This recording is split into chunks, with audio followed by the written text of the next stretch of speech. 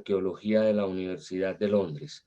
Ha sido investigador del Instituto Colombiano de Antropología, subdirector técnico del Museo del Oro, decano de la Facultad de Patrimonio del Externado y profesor en las universidades de los Andes, Nacional, EAN y Externado.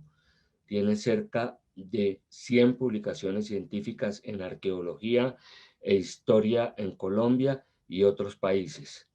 Actualmente es el director de publicaciones de la Academia. Tras él, llevará la palabra María Claudia Noguera Santamaría, bacterióloga de la Universidad Javeriana, auditora en salud de la Universidad del Rosario y doctora en ciencias biológicas de la Universidad Javeriana, pasantía doctoral en el Instituto de Patología e Inmunología Molecular de Porto, profesora invitada en el Instituto Max Planck en Leipzig, investigadora postdoctoral en ADN antiguo, actualmente profesora en el Instituto de Genética Humana de la Universidad Javeriana, experta en biología molecular, genética evolutiva y ADN contemporáneo. Cerrará el día de hoy el profesor Alberto Gómez Gutiérrez, biólogo y microbiólogo de la Universidad de los Andes y doctorado en bioquímica de la Universidad de París. Ha sido director del Instituto de Genética Humana y del Departamento de Microbiología en la Facultad de Ciencias de la Universidad Javeriana. Recibió en el año 2011 el Premio Nacional de Ciencias Exactas, Físicas y Naturales de la Fundación Alejandro Ángel Escobar por su labor de investigación genética. Se destacan sus trabajos sobre la filiación genética de los indígenas contemporáneos, la identidad genética de los guanes, los restos óseos asociados al Templo del Sol y los asociados al hallazgo en Checua. Damos la palabra entonces a la doctora Lina Fernández Moreno. Le pido a Santiago Otero que por favor me habilite compartir pantalla para la presentación que hace Lina y la que enseguida hago yo.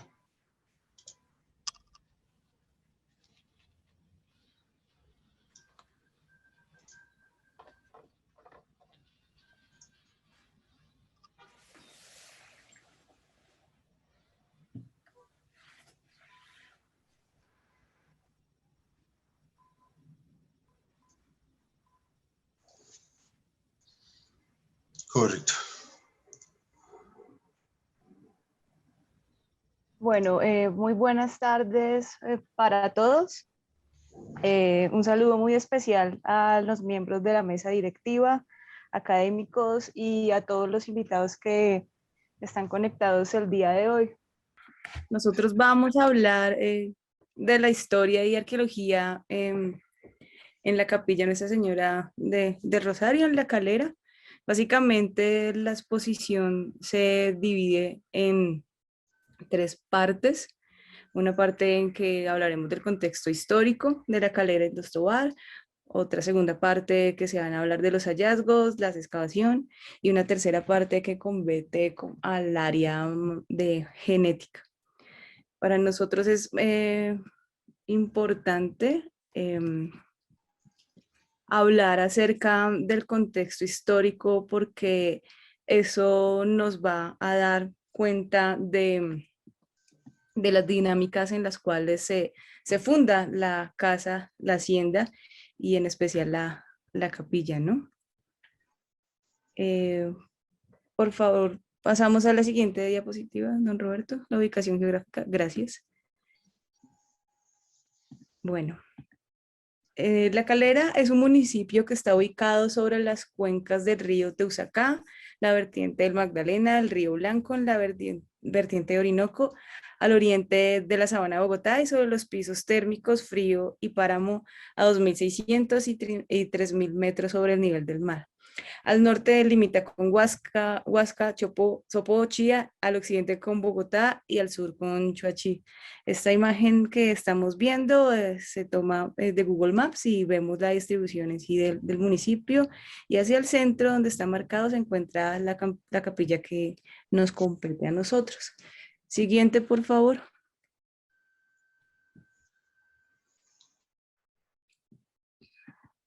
Bueno, sabemos que en la época de la conquista existía en esta región un poblado muisca con el nombre de Teusacá, y por efecto de las políticas coloniales se redujo y despobló antes de finalizar el siglo XVI. Para 1597, el oidor Terrones determinó reunir varias parcialidades en la zona en un solo pueblo, pues el oidor Ibarra, en visita anterior, encontró que los indios vivían dispersos y sin doctrina. En 1639 el poblado de Teusacá, indudablemente mermado en su población, fue agregado a Usaquén. Entre tanto, la tierra de este valle fue objeto de apropiación por parte de los hacendados españoles. Don José Ricaurte parece haber sido el primer propietario de la hacienda Teusacá en La Calera en 1704. Su hija, doña Antonia María, contrajo matrimonio con don Pedro Tobar y Buendía, quien aparece como propietario desde 1765. Fue Pedro Tobar Buendía quien construyó la casa y la capilla en lo que hoy es el centro de la cabecera municipal. Las crónicas mencionan que sus restos y los de sus descendientes se encuentran en la capilla. En esa imagen vemos la laguna de Teusacá, y de fondo de la diapositiva encontramos uno de los mercados muiscas. Siguiente, por favor. Encomiendas y mercedes reales, el manejo de la tierra. La llegada de los españoles a las Indias no solo marca un enfrentamiento con las comunidades que habitaban en el territorio, sino además trajeron también una transformación en su medio biótico. No se debe olvidar que la conquista española fue una apuesta tanto política, económica y religiosa. Por derecho, todo territorio conquistado le pertenecía a la corona. Los conquistadores pretendían implantar el modelo económico de España, cuyas aspiraciones pues eran feudales. Con el propósito de controlar una aristocracia rural, cuyas aspiraciones podrían significar la apropiación sin control de tierras, la corona implantaría una serie de estatutos como medida de vigilancia y de repartición de ese territorio, entre las cuales podemos hablar de la Ley de Burgos en 1512, las leyes de Indias en 1573, el mayorazgo, las encomiendas y las mercedes reales, que en especial nos compete en el caso que estamos señalando. Las cesiones de tierra eran dadas como recompensa a los señores de acuerdo con las tareas ejercidas, en diferentes etapas de la conquista. Las mercedes eran tierras donadas por la corona a los encomenderos, a los colonos, a los señores o a los hacendados, cuyo propósito era que estas tierras fueran productivas. Era, por tanto, necesario generar espacios para el cultivo, ya que se tenía que resolver el problema del abastecimiento para el blanco. En el territorio neogranadino se reconocieron principalmente dos tipos de mercedes, una para la ganadería y otra para el cultivo. Siguiente, por favor.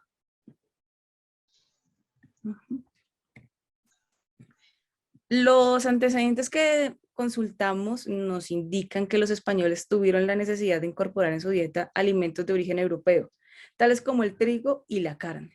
Consecuentemente, se crean espacios de cultivo de vegetales, en este caso, pues de trigo, ¿no? Además, se generan zonas para la ganadería, tanto grande y mediana. En esta última se introdujeron animales pequeños como cabras, ovejas y cerdos, que tuvieron buena aceptación ante la comunidad indígena. Estos tipos de prácticas generaron modificaciones al medio. Por ejemplo, la caña de azúcar se debe trabajar y cultivar en un clima subtropical y debe contar con una muy buena irrigación. En tanto, la ganadería no generaban una gran construcción de cimientos y estructuras muy elaboradas, salvo tener un corral y un terreno baldío pues, para que el ganado pastara. Como es bien conocido, el proceso de conquista y de consecución de tierras conlleva un desplazamiento de la población indígena, fuera de sus territorios y fuera del territorio de los blancos, creando de esta manera los primeros resguardos indígenas. Pero el mismo proceso de ganadería lleva a que los colonos invadan los territorios indígenas y sabemos que pues este no fue un proceso realmente gentil. La población indígena se vio disminuida tanto por los enfrentamientos como las enfermedades traídas por los colonos, sin poder acceder ni a tierra ni a recursos, además de no poseer los medios para pagar los tributos. Se vieron en la necesidad de trabajar con los españoles, que poca gracia les hacía las labores de la tierra. La acumulación de mercedes reales es, por tanto, digamos, ese fue el primer proceso de construcción de las haciendas coloniales, las cuales deberían cumplir una función de orden económico, de organización social y de control. Además, se les dotaba también un significado, una connotación simbólica, ¿no? Lo público y lo privado. Siguiente, por favor.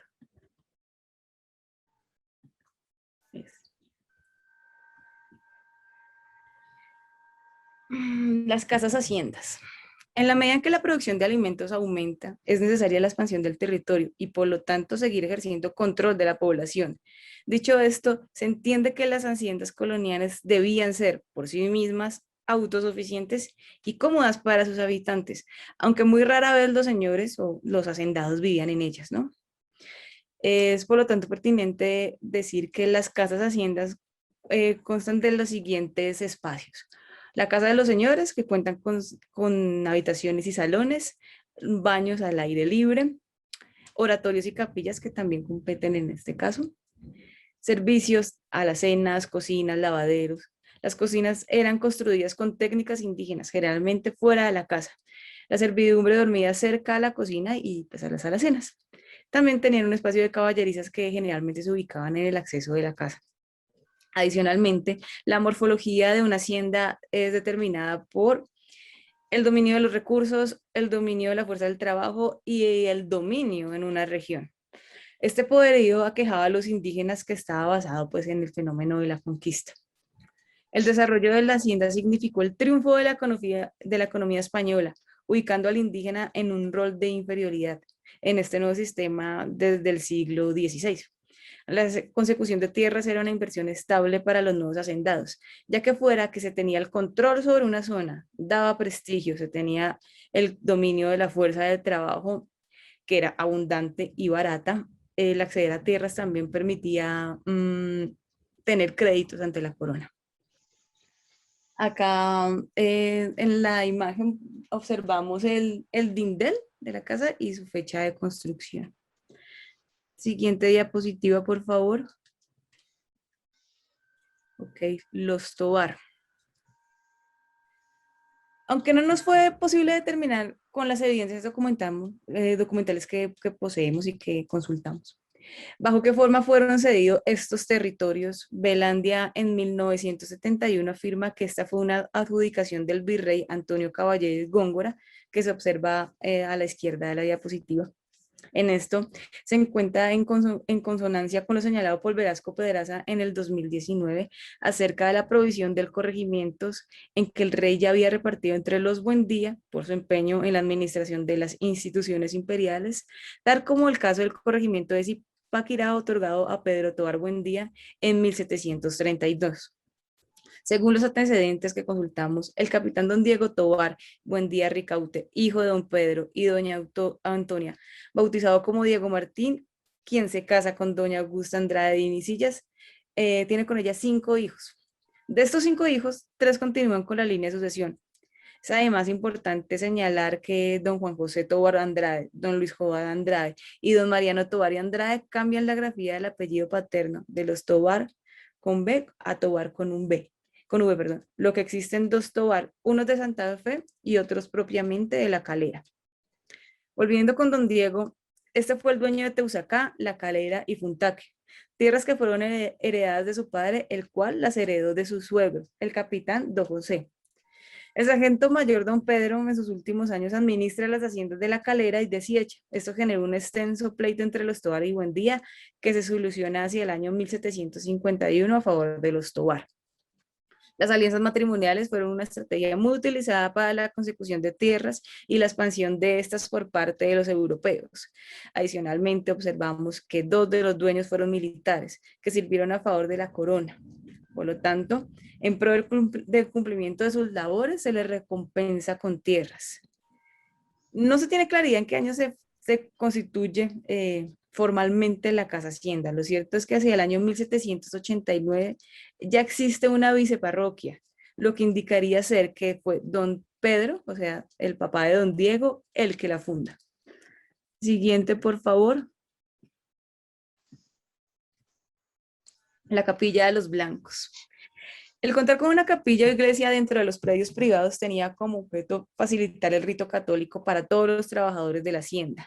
Se ha mencionado que por los desplazamientos de los indígenas en búsqueda de su trabajo, ellos emigraban a zonas lejanas, limitando enormemente la posibilidad de regresar a sus lugares de origen.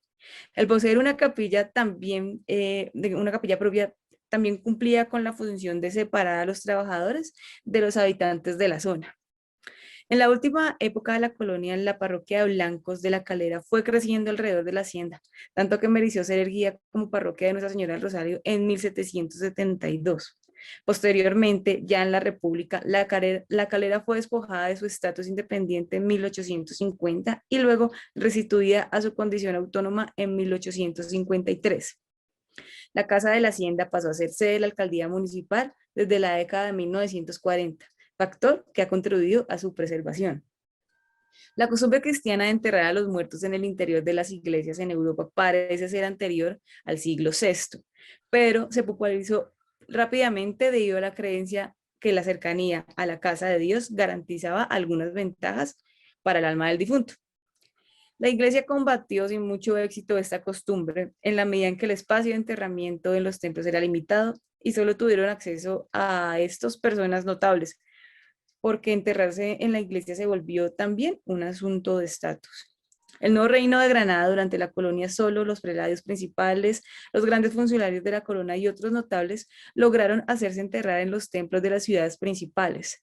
Pero en las pequeñas poblaciones no era raro que los párrocos, los dueños de las haciendas, los encomenderos y su familia se adjudicaran tumbas en las capillas e iglesias, que muchas veces ellos mismos habían hecho construir. Bueno, en esta imagen pues vemos en la actualidad de la capilla y una fotografía pues de los archivos que nos representan, nos evidencia cómo era anteriormente. Siguiente, por favor. Okay.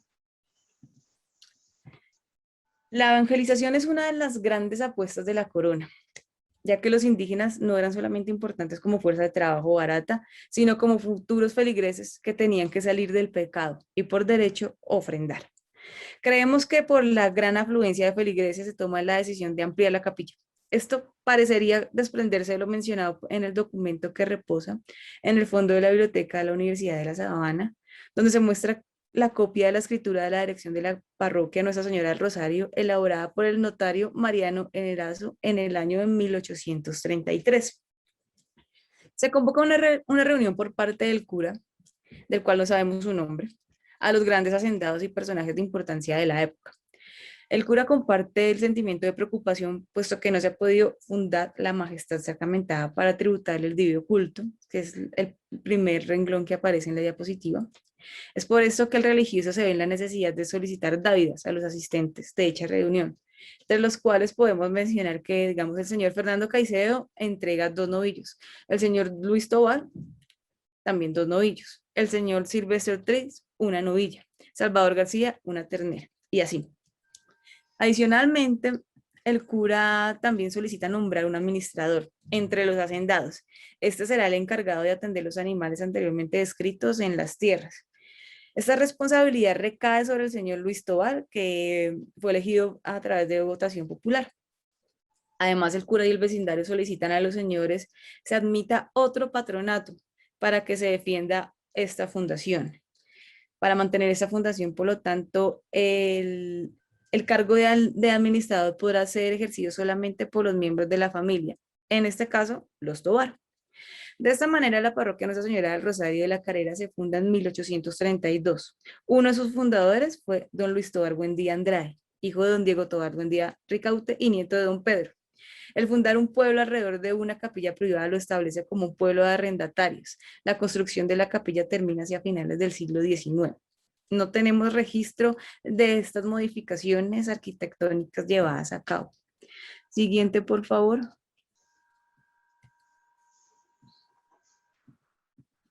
Okay. Como una de las características arquitectónicas de la capilla es que se encuentran dos entradas al recinto religioso.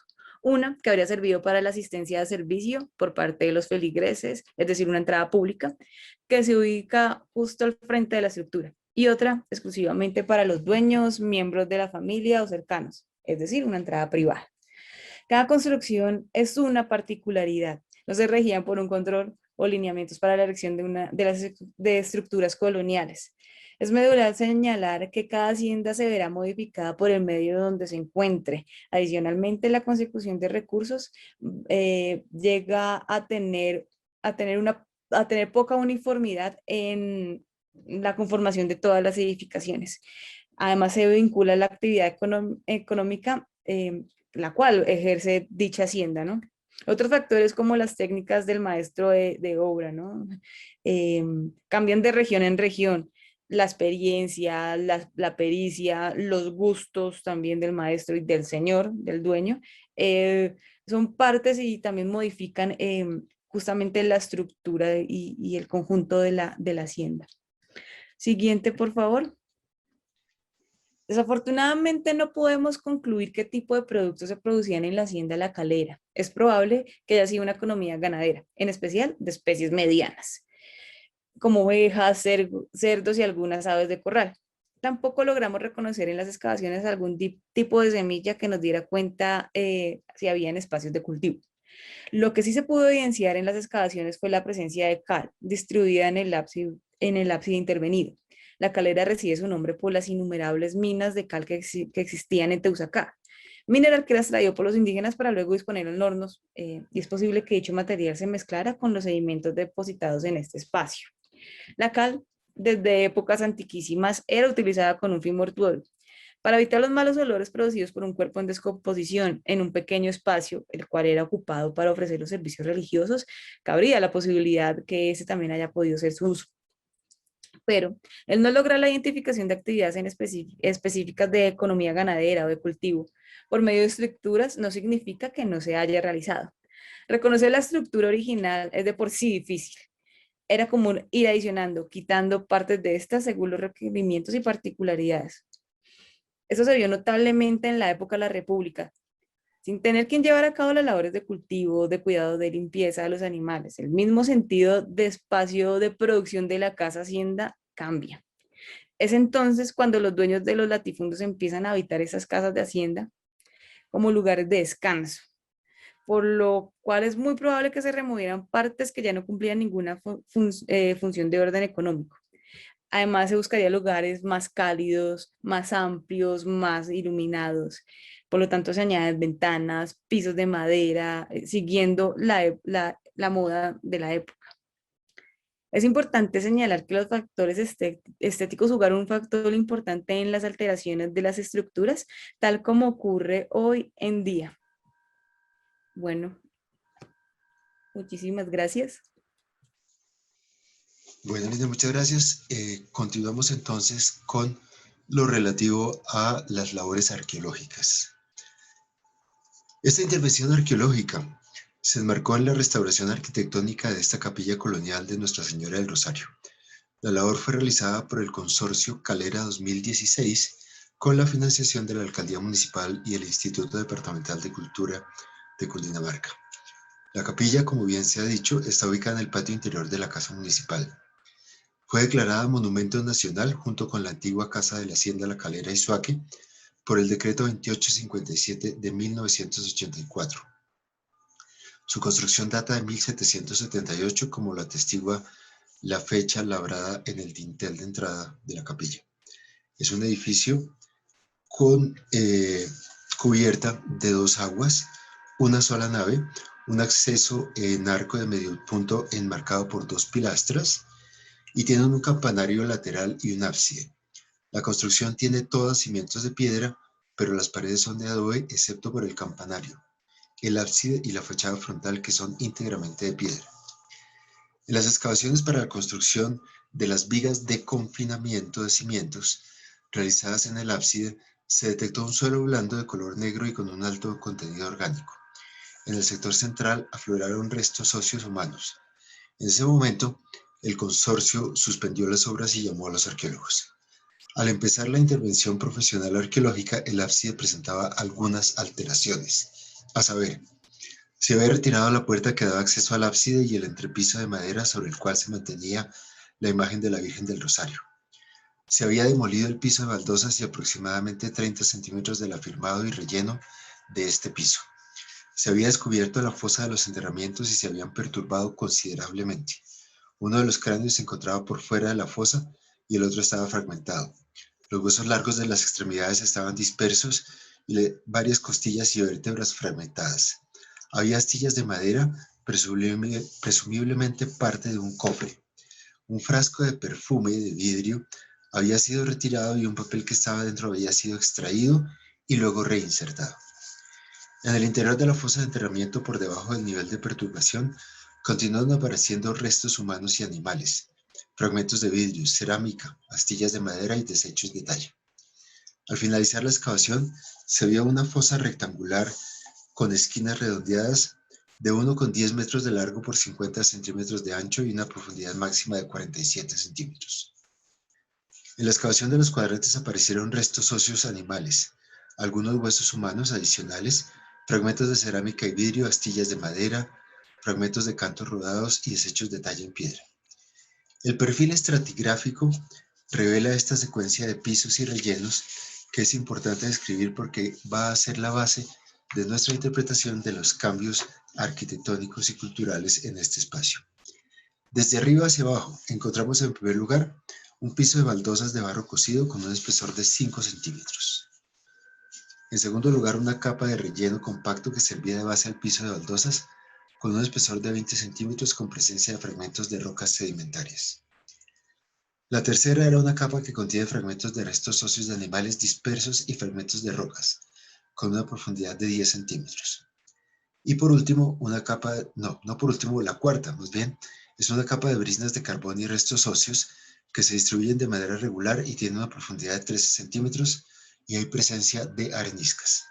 Y finalmente, una capa final con una profundidad de 5 centímetros de arcillas duras y compactas. En el proceso de excavación de los cuadrantes, se descubrió una particularidad constructiva del ábside. La estructura de este es hexagonal, no obstante los cimientos son rectangulares. Los canteros coloniales construyeron un rectángulo de grandes bloques de piedra hasta una altura aproximada de 40 centímetros. A partir de este punto sobrepusieron una estructura de muros en forma de hexágono. Como resultado de esto, en los cimientos hay 4 pequeñas cavidades que se rellenaron con riensebo y arcilla.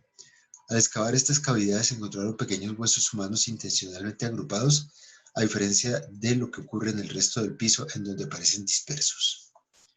En el relleno localizado bajo la puerta de entrada al ábside a una profundidad aproximada de 70 centímetros, apareció un piso de piedra con abundante material cultural, cerámica, porcelana blanca, una botella y fragmentos de vidrio, huesos animales, cantos rodados, desechos de talla, una herradura, un pasador, un zapato de mujer y parte del cráneo y huesos de un infante.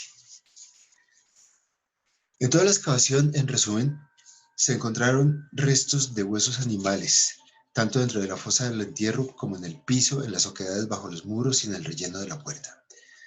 Se pueden identificar las siguientes especies o géneros. Hay vacunos. Los huesos muestran huellas de corte producidos por hachas, hachuelas o cuchillos. La presencia de estos huesos obedece posiblemente que el relleno se hizo en parte con basuras de un matadero o carnicería. Hay huesos también de cerdo, fueron hallados en los pisos, fosa y relleno de la puerta. Al igual que en el caso de los huesos de vacuno, hay huellas de corte. Se presume que estos huesos procedentes de un matadero se mezclaron con basura en los rellenos. Rastros de huesos de venado en la parte inferior de la diapositiva fueron encontrados mezclados con huesos humanos en las oquedades bajo los muros, en la fosa de enterramiento, en el piso y en el relleno de la puerta. En algunos de estos huesos se observan huellas de corte que indican que estos animales fueron desprezados y tasajeados para el consumo. La presencia de restos de vacuno y porcino en el contexto rural colonial como el de La Calera es perfectamente explicable. El desgaste dental indica que eran animales mayores cuando fueron sacrificados. En los cerros y páramos que rodean la calera, debió existir además una población numerosa de venados en la época colonial. La evidencia sugiere que había una actividad de cacería importante y que el venado formaba parte de la dieta de algunas capas de la población, como ocurrió en casi todas las sabanas del siglo XIX.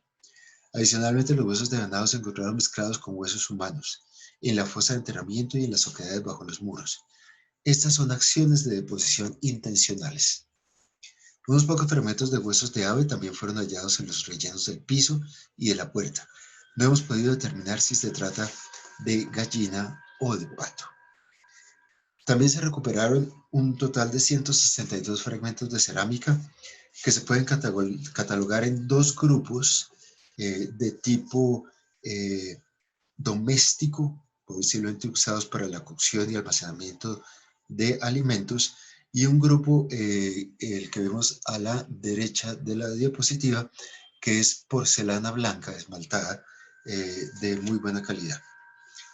El vidriado de algunos de estos fragmentos cerámicos es una técnica de origen europeo, adaptada aquí en la colonia para manejar y dar nueva apariencia a las superficies de tipos que venían desde los tiempos indígenas y que se siguieron produciendo ahora vidriadas sin cambiar fundamentalmente los rangos de formas. La técnica de manufactura cambió también al torno manual, que ofrecía mayor velocidad de la producción y mayor uniformidad de la reproducción de formas estandarizadas. Esto es visible en los fragmentos encontrados. La loza blanca, por otro lado, es una importación de alto costo que solo se encuentra en contextos de Égipto.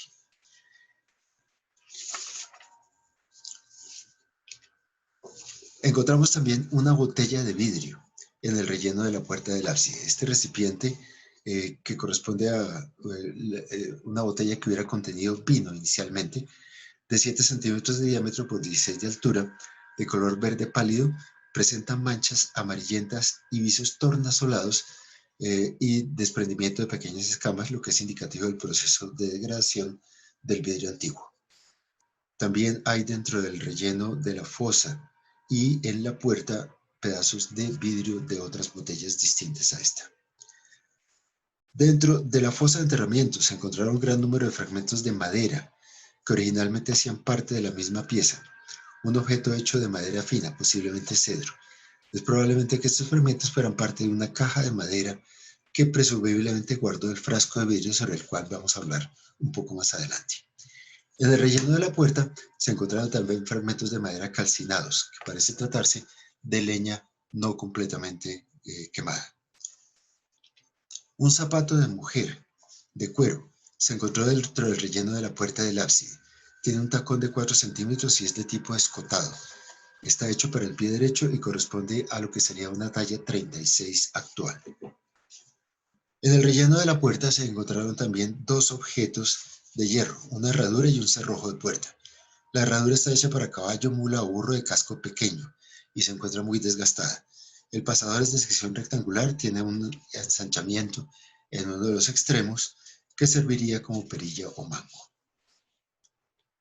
Y este es el frasco de perfume junto con su tapa y el cristal de cuarzo que estaba con él. Este apareció dentro de la fosa de enterramiento. Debido a la perturbación inicial producida por la obra, no fue posible registrar la posición original que tenía el frasco. Es un frasco transparente de 6 centímetros de alto, 8 en total con la tapa por 3 de diámetro y está decorado. En su interior se había insertado un rollo de papel junto con los fragmentos del frasco según un cristal de cuarzo. Dentro del frasco entonces aparece esta pieza de papel muy deteriorada porque, como explicamos anteriormente, fue primero retirada sin mucho cuidado del frasco y luego reinsertada. Como es un papel muy antiguo que estaba completamente reseco y quebradizo, pues el deterioro que se produjo por esa acción fue el que ustedes pueden observar. Es amarillento el papel más bien, y tiene tenues rayas verdes, lo que nos indica que pudo ser un pedazo de hoja de cuaderno de colegio, que es el tipo de papel que tiene este color y estas rayas verdes tenues usadas para mantener la horizontalidad de las líneas al escribir. Después del proceso de restauración, llevado a cabo en el taller El Códice por los restauradores Ángela Pinilla y Federico Gutiérrez. El objeto quedó en este estado y esto nos permitió leer parcialmente lo que decía. Entonces lo que el papel nos revela es lo siguiente: una línea completa que dice restos del cadáver, Tobar de Eñora Espós, Menes del Joíes 877, y la firma de quien escribe que esa está completa, Demetrio Zapata. Demetrio Zapata fue buscado exhaustivamente en el archivo parroquial, en los libros correspondientes a 1800 a 1900, para ver si existían referencias de un párroco o cura que tuviera ese nombre, pero no se encontró a ninguno. Nos queda, por supuesto, por delante la labor importantísima de seguir buscando en otros archivos, entre esos en el Archivo General de la Nación, a ver si se encuentran referencias a esta persona. En resumen, lo que esta serie de evidencias históricas y arqueológicas nos permiten reconstruir e interpretar de la historia de este espacio, el ábside colonial, es lo siguiente. En primer lugar, que la estructura, la capilla de la Calera, para ser una capilla de una casa colonial, es extremadamente grande y ostentosa. No era usual que fueran tan grandes las capillas coloniales, ni que tuvieran apéndices como los ábsides, que son en realidad un adorno, una adición muy escasa y muy especial. El ábside de la capilla de Nuestra Señora del Rosario no alojaba el altar, y también es muy pequeño para contener sillas.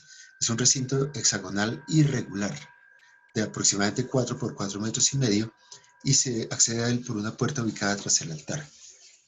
Es muy posible que se hiciera al mismo tiempo con la capilla, no posteriormente. O sea, se debió construir entre 1772 y 1778. Los cimientos tienen grandes bloques de piedra y son rectangulares, como ya se explicó, y sobre esto se hizo pues una estructura hexagonal. Nuestra interpretación de la historia constructiva del ábside plantea que cuando se terminó de construir, esta estructura tenía dos plantas. En la primera había un piso de piedra, hoy parcialmente desaparecido y demolido, pero que lo podemos constatar bajo el relleno de la puerta de entrada. Esto estaba sobre un relleno de barro con abundantes restos de madera carbonizada, fragmentos de cerámica, huesos animales y escombros. A una altura aproximada de 1.7 metros sobre este piso más bajo, se armó un piso de tablas, sostenido por vigas ancladas en las paredes. Los anclajes de estas vigas son todavía observables en el ábside. Sobre este piso estaba colocada la imagen de la Señora del Rosario. Así quedaba visible sobre el altar para todos los feligreses que atendían los oficios religiosos. Posteriormente se retiró el piso original y se agregó una nueva capa. Este relleno adicional es distinto al primero en color, textura e inclusiones. Hay mucha menos madera carbonizada y más rocas grandes. La nueva capa eleva el nivel de la primera planta del recinto en 20 centímetros. En esta misma etapa parece que se excavó la fosa alargada en la que se depositaron los dos cuerpos. Este entierro es completamente inusual en un contexto católico. El ábside de una capilla. Hay dos cuerpos, hombre y mujer, los dos en una sola fosa. No hay lápida ni cruz, y la postura de los cadáveres, técnicamente descrito como un decúbito lateral flexado y mejor conocido como posición fetal, no corresponde a la tradición de los entierros cristianos. Por alguna razón, alguien dejó en esta tumba un frasco de perfume con un tosco papel dentro, identificando a los allí sepultados. Estos eran dos jóvenes, él de contextura gruesa, muy robusto, de 1,58 metros de altura, y ella menuda y con serios problemas de salud, de tan solo 1,48 metros de altura. La fosa quedó cubierta bajo la nueva capa de relleno y el piso de baldosas de barro que se hizo sobre él, y que se conservó hasta que comenzaron las labores de restauración de la capilla. La evidencia estratigráfica es por supuesto parcial, porque la perturbación inicial no nos permitió excavar en correlación todo el espacio desde la superficie. Esto no permite determinar si fue en el mismo momento de la excavación de la fosa y deposición de los cadáveres o después, cuando se selló la puerta que daba acceso al ábside tras el altar. Como sea, este acceso fue rellenado con resebo y basura. Aquí hay envases de vidrio, trozos de madera y metal, piedras de río fragmentadas, cerámica, porcelana, el zapato de cuero de mujer. Ese relleno es claramente distinto al que se encontró en el piso del ábside. Hay 3 tipos de objetos: porcelana blanca, botella de vino y zapato de cuero, que corresponden a lo que podemos denominar objetos de lujo. Son artículos de consumo que tuvieron en la colonia tardía y en los inicios de la República precios elevados y que no eran de fácil consecución, ya que eran en su mayoría importados. No era lo que las personas del pueblo pudieran consumir, sino más bien objetos de consumo de las élites. Lo más sorprendente es, sin embargo, el hallazgo de parte del cráneo y otros huesos de un infante de pocas semanas de edad. La presencia de este tercer cuerpo plantea nuevos interrogantes. No se trata de un entierro propiamente dicho. El niño fue arrojado al relleno, junto con basura de varios tipos, es decir, se dispuso de su cadáver sin ninguna de las formalidades de un entierro católico. No hay evidencia que nos permita conocer su identidad, ni sabemos si su muerte fue natural o fue inducida. No podemos establecer tampoco asociación estratigráfica entre él y los 2 entierros de la fosa.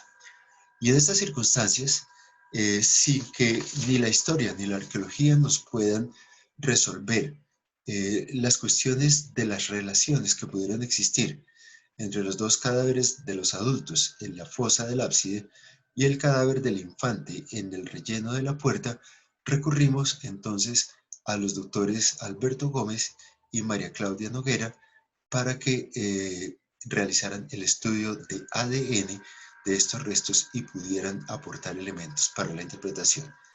Queda entonces en el uso de la palabra la doctora María Claudia Noguera.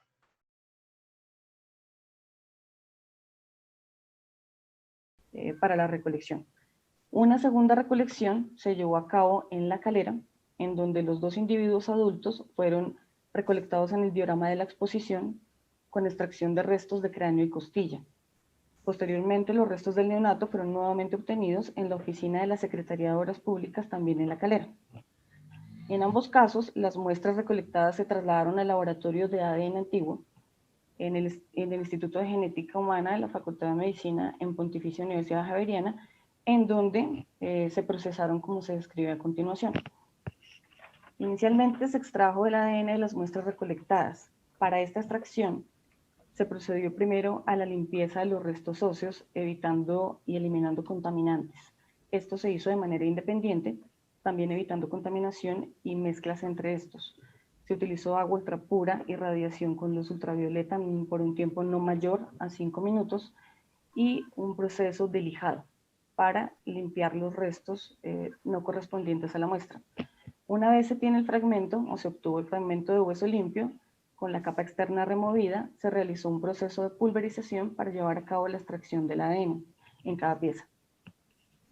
Es muy importante que los restos óseos requieran un proceso de limpieza previa, teniendo en cuenta los diferentes factores que afectan las muestras y su posterior análisis, como la temperatura del suelo, el tiempo que han estado bajo tierra y, como se nombró anteriormente, diferentes contaminantes que pudiesen haberse encontrado en el momento de la excavación y que estuvieran junto a los restos óseos que se quieren estudiar. ¿Por qué esto? Porque de alguna manera estos contaminantes pueden en un mayor o menor grado alterar o degradar la muestra. Una vez ya limpios en el laboratorio, se extrajo el ADN. El análisis del ADN es importante en el desarrollo de protocolos para obtener una calidad óptima de ADN, por lo que se utilizó una metodología que se denomina cromatografía de absorción en columna de sílice, método que facilita la unión altamente específica entre las partículas de sílice. Me quedé por fuera, Santiago. Y no estoy viendo. No estoy viendo, sino la... ¿Aló? Perdón. Bueno, es un ¿Aló? Es un método que facilita Santiago. la unión entre las partículas presentes de la membrana de la columna y el material genético de la muestra. Y los contaminantes, que no queremos que estén allí, pasan libremente a través de esta y se pueden lavar fácilmente. Adicionalmente, también usamos algunos procesos de purificación de la muestra para asegurar una buena calidad de ADN y también cantidad de la misma para poder hacer los estudios correspondientes. Como tercera fase, hicimos una amplificación de ADN. Para analizar el ADN no basta con extraerlo solamente, este debe amplificarse primero mediante una reacción en cadena polimerasa o PCR. ¿Qué es esto? Es una metodología en la que se generan millones de copias de ADN extraído en la primera fase del estudio. Esta amplificación puede ser específica de acuerdo al gen o genes que se quieren estudiar. En este caso se optó por un conjunto de 24 lugares genéticos de interés denominados repeticiones cortas en tándem o STRs. Procedimos entonces a realizar esta metodología con una coamplificación simultánea de 24 lugares genéticos específicos polimórficos mediante un protocolo denominado PowerPlex Fusion, utilizado para identificación humana específicamente y que permite el análisis de la información genética de los 3 individuos y establecer relaciones de parentesco entre ellos. Este mismo protocolo se utiliza normalmente en las pruebas legales de paternidad e incluye controles positivos y negativos que permiten visualizar la equivalencia de lo obtenido en cada muestra y obviamente confirmar su relevancia. Por último, se realizó una secuenciación de ADN. El análisis final de las secuencias genéticas se hace con un equipo que se llama secuenciador o analizador genético, en este caso de la marca Applied Biosystems. Con base en estos resultados obtenidos por la secuenciación y mediante un software o programa de análisis genético llamado GenMapper, obtuvimos los resultados y los visualizamos para así proceder al análisis de filiación poblacional que presentaron estos 3 individuos y que se va a presentar a continuación. Bien, María Claudia, muchas gracias por la descripción experimental de lo que pudimos hacer con base en la colaboración establecida con Roberto y con Lina. Entonces ahora les voy a hablar de la interpretación y las evidencias del ADN que fue extraído de esos 3 individuos en función de su eventual parentesco. Estos son los resultados que permiten definir qué tanto estos 3 individuos clasificados operativamente como madre, M1, padre, P1 e hijo, tienen en función de los géneros que nosotros pudimos confirmar. Ustedes ven en la diapositiva que el H1, el infante, es XY, es decir, es efectivamente un varón.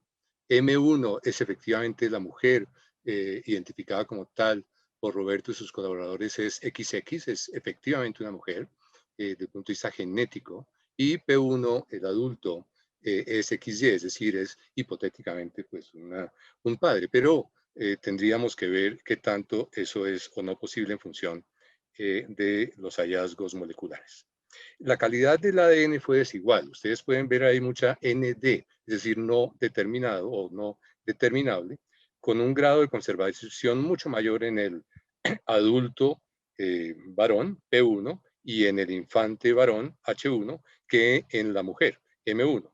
En esta última solo se pudieron notificar 5 de las 24 regiones genéticas, mientras que en el adulto se logró amplificar la totalidad, 24 de 24 de las regiones genéticas analizadas, y en el infante 20 de 24, que con una muy buena resolución que puede ser suficiente para determinar si hay o no un vínculo, al menos con el hombre adulto.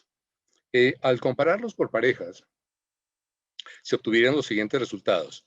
La dupla M1-P1, es decir, los adultos, la mujer y el hombre, presentan apenas 3 de 4 genes analizables compatibles, lo cual indica que podrían ser parientes relativamente cercanos, pero no se puede concluir nada con tan poca información. Sin embargo, hay que resaltar que presentan identidades genéticas en 3 de 4 loci genéticos. La pareja de el adulto con el infante, los 2 hombres, hipotético padre, hipotético hijo, nosotros desde el punto de vista genético excluimos definitivamente una eventual paternidad en esta dupla, por cuanto se presentan al menos 6 genes incompatibles. Ustedes los ven ahí resaltados, y a pesar de presentar 13 compatibilidades. El hecho de presentar 13 compatibilidades hace pensar que hay un cierto grado de parentesco poblacional, lo cual es relativamente lógico proviniendo de la misma región.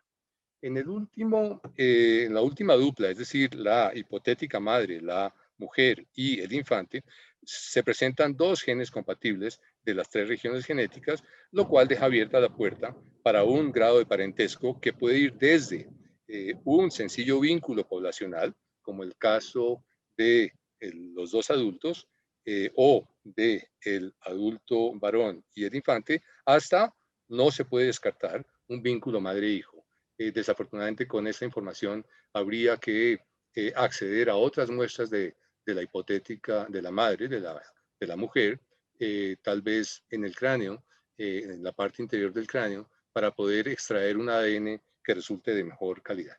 Con esto, quiero contarles cuáles son las perspectivas posibles, y es que se puede analizar la filiación de estos restos utilizando otros marcadores genéticos no nucleares, es decir, el ADN mitocondrial, por ejemplo, o en el núcleo del cromosoma Y, que permiten definir parentescos por vía materna o materna, paterna o materna. Uno de los resultados posibles sería el que 1, 2 o los 3 individuos muestren un ADN mitocondrial, es decir, un linaje materno común, o en el caso de los hombres, un cromosoma Y que también defina una ancestría común, que sea compatible, como digo, entre sí o con miembros de la familia Tovar de nuestros días, bien sea de La Calera o de Bogotá. Ese tipo de análisis se puede hacer. ¿Qué tanto uno de estos individuos es o no, está o no emparentado con uno de los Tovares de La Calera o de Bogotá? También, aunque el contexto arqueológico de los restos esqueletales, como dijo Roberto, está con mucha seguridad ubicado a finales del siglo XIX, de acuerdo con la cronoestratigrafía de los suelos del ábside y el papel dentro del frasco, se puede analizar el vínculo de esos 3 individuos con otras poblaciones contemporáneas y precolombinas.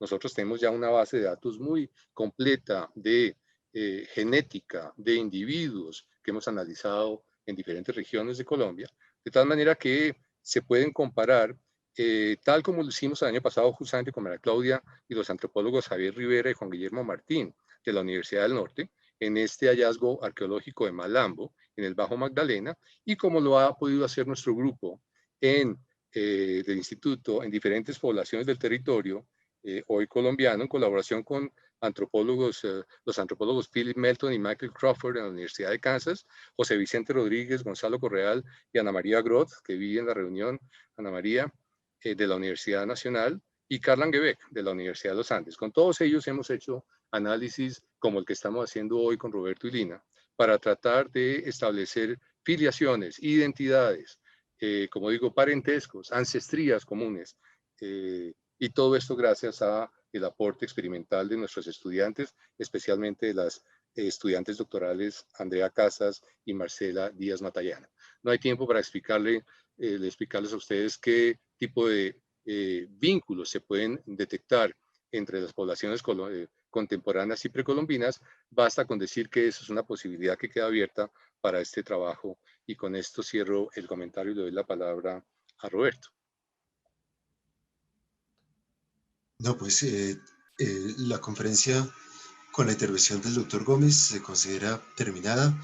Señor presidente, usted dirá en qué momento abre la sesión para preguntas e inquietudes de los asistentes. En este momento. Muy bien. Queda abierta. ¿Preguntas? ¿Tienen acceso al micrófono? Por favor, abrir los micrófonos. Sí, buenas tardes. Sí, señor Don Silvano. Buenas tardes. Soy el historiador Silvano Pavón Villamizar. Primero, para dar un saludo muy especial a Roberto. Me encantó verlo de nuevo. Alguna vez por aquí en Cúcuta lo compartimos algunas cosas del Banco de la República. Entonces, me alegro ver a Roberto. Y en cuanto a la temática, me gustaría pues haber compartido como unas pequeñas dificultades que encontré en la historiadora Lina para mostrar la trayectoria indígena allí, es decir, la República de los Indios. Noté que la población indígena fue sacada del lugar, por lo tanto las tierras quedaron disponibles para los blancos, ahí se forjó la hacienda, pero después vino el proceso de elección parroquial. Entonces yo no sé si tiene ella la línea del tiempo en que fue viceparroquia y en qué momento la declararon parroquia, porque los vecinos tienen que hacer un proceso de elección parroquial. Ese expediente está en el obispado y allá está claro en qué momento pasó de viceparroquia a parroquia, porque es obvio que era un territorio ya no indígena, sino para desarrollo poblacional de blancos, en tanto los indígenas fueron sacados para Usaquén muy temprano, 1630, algo así.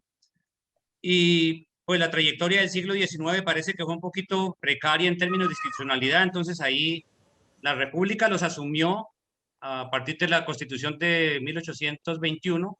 Esas primeras parroquias las asumió como distritos parroquiales para darles carácter de municipalidad en el ordenamiento territorial temprano de la República, pero al parecer lo degradaron a condición de aldea también muy temprano, por ahí en el año 53. Mi pregunta concreta sería para, si comprendemos bien la temporalidad histórica para la República de los Indios, es mirar la trazabilidad en términos de elección parroquial, en qué momento se hizo viceparroquia para pasar a parroquia, porque eso les da muchas luces para comprender la perspectiva arquitectónica de la capilla, en la medida en que pasó de ser un oratorio a cumplir cánones de parroquia. Entonces, ese es un indicador muy importante, porque cualquier oratorio sí podría ser viceparroquia, pero no parroquia formal, porque éstas tenían una condición específica y tal vez cuando se erigen parroquia lo tienen que hacer en otro lugar y la capilla quedó pues como un oratorio alterno. Esa sería mi pregunta, si hay una trazabilidad para para el poblamiento de la Calera en virtud de la municipalidad española a la luz de las parroquias. Lina, tienes la palabra para responder la inquietud del historiador Silvano Pavón, a quien también le hago extenso un cordial saludo. Gracias, Roberto. Bueno, pues según las fuentes que logramos encontrar hacia el año de 1789, que ya existía una viceparroquia. Y hacia el año 1772 ya se está establecida la parroquia de Nuestra Señora del Rosario. La parroquia formal, es decir, ya fue titulada. ¿Tuviste acceso al expediente de elección parroquial? No, señor. Ese es muy bueno porque el expediente va a nombrar todos los vecinos. Sin embargo, ahí usted en algún momento leyó algún documento donde se notaban aportes para la congrua o para la edificación de la capilla. Entonces, habría una segunda pregunta. ¿Esa capilla fue utilizada como sede de la parroquia o a la parroquia se le construyó otro templo? ¿Es esa la primera capilla que pasó de viceparroquia a parroquia, la titularon parroquia formal? Sí, señor. Tengo entendido que sí la titularon, pero pues sí sería conveniente revisar el expediente que usted menciona. El expediente, sí. Uh-huh. Bueno, muchas gracias. Perdón, complemento la respuesta de Lina. Hasta donde entendemos, esa capilla fungió como parroquia del pueblo de La Calera hasta la década de 1920, cuando se construye la catedral que está en el costado norte de la plaza del pueblo. Hasta ese momento, según los datos que tenemos, la parroquia estaba en la capilla colonial excavada. Sí, dice ella que no encontró la cantera, que no tuvieron ustedes oportunidades de saber dónde estaba la cantera con la cual fabricaban la cal para las obras. Me imagino que en Santa Fe, ellos en ese sector debieron sacar la piedra caliza y quemarla para producir los insumos de construcción en las obras de la capital. hay una cosa que noté, que ella hace énfasis en la presencia de población indígena, pero ya en efecto para el siglo XVIII no hay población indígena en el territorio. Entonces en su excavación arqueológica pues no va a encontrar elementos indígenas, por supuesto. Sí, las minas de cal sí sabemos dónde están localizadas. No fuimos hasta allá porque, según nos informaron, era una trocha bastante complicada y era aproximadamente medio día de camino para llegar hasta ellas. Entonces, por esa razón no, pero sí las tenemos, digamos, ubicadas geográficamente, las minas de cal. Los hornos, sí, y los hornos donde se quemaba. No, eso sí no. Los hornos no, y no sé si haya vestigios de los hornos antiguos. Lo único que sé es que las minas, aparentemente las antiguas, las que se explotaron de tiempo atrás, que nadie recuerda exactamente desde cuándo, sí sabemos dónde están localizados. Los hornos no sé, Silvano, si todavía haya vestigios de ellos. Eso Ahora, no.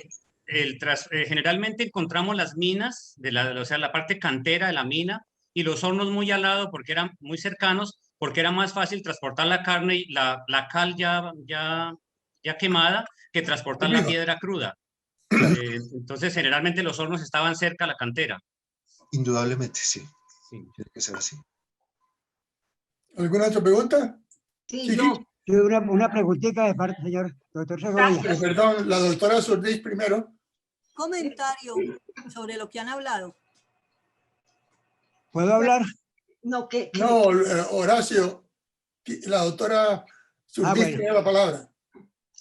Gracias. Una pregunta a Roberto. Quiero saber precisamente sobre los restos óseos encontrados, si tienes alguna datación de más o menos cuándo fueron inhumados ese hombre y esa mujer y el infante. Me extraña la manera de inhumación porque pues definitivamente no muestra un signo de que fueran inhumados de acuerdo con las ceremonias católicas imperantes en ese momento. Entonces, pues esa parte me interesa saber en qué fecha más o menos fueron inhumados en esa forma, si tienes alguna información sobre eso. Y el infante me interesa mucho, porque pudo ser inhumado o simplemente, pues, es decir, botado en la fosa ya sin vida, ¿no? Sí. Bueno, tenemos apenas pistas, Adelaida. En primer lugar, la interpretación cronoestratigráfica nos indica que esta fosa, la excavación de la fosa y la inhumación de los dos cuerpos de los adultos corresponde no al periodo inicial de construcción de la capilla y su ábside, sino a una posterior modificación que se hace, en la cual se sube el nivel del piso del ábside. Entonces eso es posterior indudablemente a 1778, fecha de la consagración de la capilla. La otra pista que está ahí es la fecha incompleta que aparece en el papel que está dentro del frasco de perfume, que dice 887 y que puede ser solamente 1887. Entonces esa es la fecha más probable. Ahora, por el hecho de que antes de que nosotros interviniéramos, ya había habido alteración, y esto es una cosa terrible que ocurre muchas veces en las obras, que primero le meten la mano, excavan, y luego se dan cuenta de que hay que llamar a los arqueólogos, entonces pues ya el daño está hecho. Por esa razón no podemos tener una correlación estratigráfica completa, entonces no sabemos muy bien si el relleno de la puerta original del ábside, donde está el entierro del bebé, el entierro digo porque efectivamente, como tú dices, no hay una inhumación con toda la formalidad, sino está botado a la basura, está botado con basura de todo tipo. No sabemos muy bien si corresponde con la misma fecha de la excavación e inhumación de los adultos. Puede que sí, puede que sea un poco posterior. Pero eso es todo lo que te puedo decir. Estamos hablando entonces muy probablemente de finales del siglo XIX. Cuando ya debían haber, es decir, formalidades respecto a las inhumaciones. Muchas gracias, Roberto. Muchas gracias. Luis Horacio.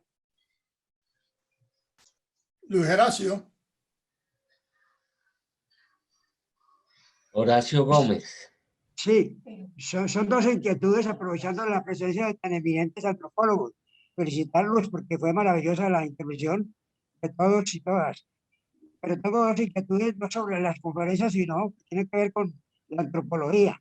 La primera es hasta dónde es verdad, sí o no, que no hubo antropofagia o canibalismo en la zona fría de Colombia, pero que sí en la zona Caribe. Hasta dónde hubo canibalismo. Y segundo, hasta dónde es verdad, sí o no, que la agricultura de los campesinos, de los indígenas nuestros, era muy inferior a la capacidad y habilidad de la agricultura de los esclavos africanos. Yo pienso que en algunas cosas podían superar los africanos a los aborígenes, pero los aborígenes en materia de apertura de caminos, en materia de trabajo corporativo, en el reloj donde te doy para que des, hago para que hago, y todos para todos. En algunas cosas había unos aspectos muy positivos de la raza aborigen. Esas son las dos inquietudes para ver hasta dónde nos pueden hacer algunos comentarios. Muchas gracias, Luis Horacio. Y Roberto, te ruego ser muy breve. Sí, señor. Bueno, la pregunta... Muy breve. Sí, la pregunta del doctor Horacio, me tengo que remitir a contestarle desde este contexto, no desde un campo general de la antropología, porque eso sería una discusión muy larga. Desde este contexto no tenemos ninguna evidencia de antropofagia, de canibalismo. Lo que sí hay, y vale la pena aprovechar para recalcar, es una disposición particular de huesos humanos, porque además de los dos conjuntos enterrados en la fosa, y del neonato o nonato que está enterrado en el relleno de la puerta, pues hay otros huesos humanos dispersos, muy pequeños, que están en algunos casos agrupados bajo las paredes del ábside. Eso también es muy particular, junto con huesos de venado. Ahí parece haber algo de agrupación ritual de esos huesos, pero no tiene que ver nada con la antropofagia, indudablemente. Yo tengo una pregunta. Adelante, doctor Reyes.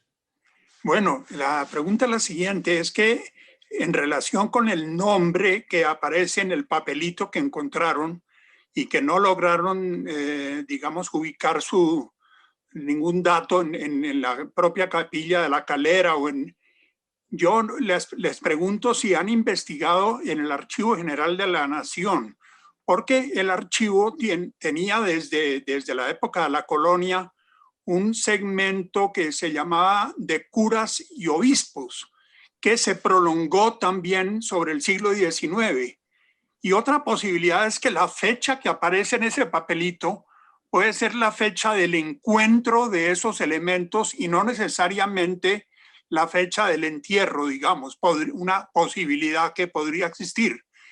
Lo del Archivo General de la Nación fue un enorme esfuerzo del doctor Jorge Palacios Preciado, que él creó además el Sistema Nacional de Archivos. Y ese Sistema Nacional de Archivos hace que el Archivo General de la Nación no solo tenga los documentos que están ahí guardados, sino una enorme cantidad de información de otros archivos municipales y regionales. Creo que por ahí habría también una posibilidad de ver si aparece reseñado el nombre que encontraron en esa vasija. Muchísimas gracias por esa sugerencia, Carlos José. Indudablemente que la vamos a tener en cuenta. Esta exploración, como muchas en arqueología e historia, es inacabada. Todavía no hemos concluido y no hemos llegado hasta donde podemos llegar, creo. Y vamos a acoger su sugerencia de ir al Archivo General de la Nación a explorar ese fondo específico. La posibilidad que usted plantea de que la fecha de 1877 no pueda ser la del hallazgo de los entierros y no la de la inhumación, es ciertamente válida. Mi problema nuevamente aquí es que la perturbación inicial de la estratigrafía del lugar no me permite contestarle. Si yo hubiéramos podido con Lina encontrar ese frasco en su disposición original, podríamos saber si fue contemporáneo a la inhumación o si fue posterior, pero eso ya no lo podemos saber. Bueno, muchísimas gracias, Roberto, a ti y a tu equipo, a tus colaboradores,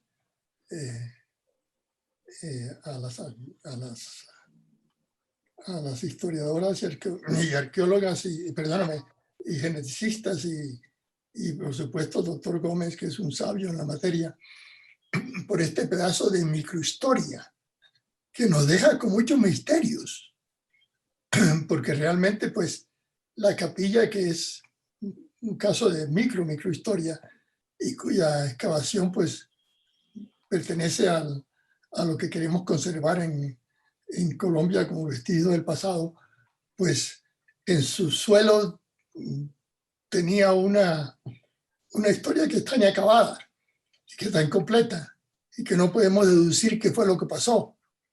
Y si esos cuerpos, en una especie de misterio detectivesco, fueron lanzados ahí al piso en el momento de alguna restauración porque se aprovechó que estaba pasando. Pero en fin, nos quedan muchas dudas y ojalá que ustedes tengan la oportunidad al momento de dilucidárnoslas y escribir sobre el tema. Muchas gracias.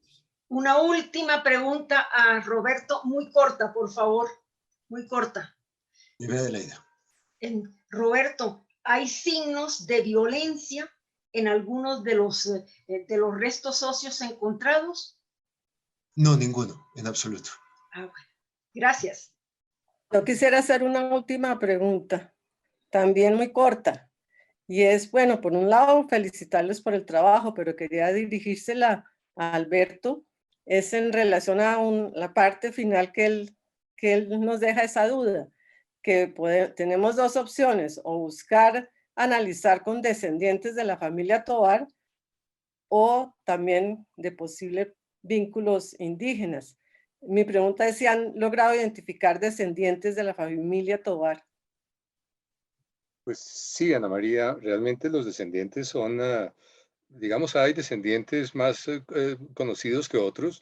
Hay personas que naturalmente portan el apellido Tovar, no necesariamente son descendientes de estos Tovares hacendados de la Calera, pero en las genealogías de Santa Fe, Bogotá, tú puedes ver muy claramente el linaje Tovar que viene hasta hoy y llega hasta los Tovar y Buendía, de tal manera que en esa línea habría que tomar uno de los Tovar que está, digamos, ya registrado con genealogías sólidas, como las de Santa Fe, Bogotá, como descendiente directo de uno de los Tovar y Buendía, y que porte el apellido en primer lugar, pues él tiene un cromosoma Y que eventualmente se puede analizar con el del infante y el del varón, y ver si es el mismo cromosoma Y.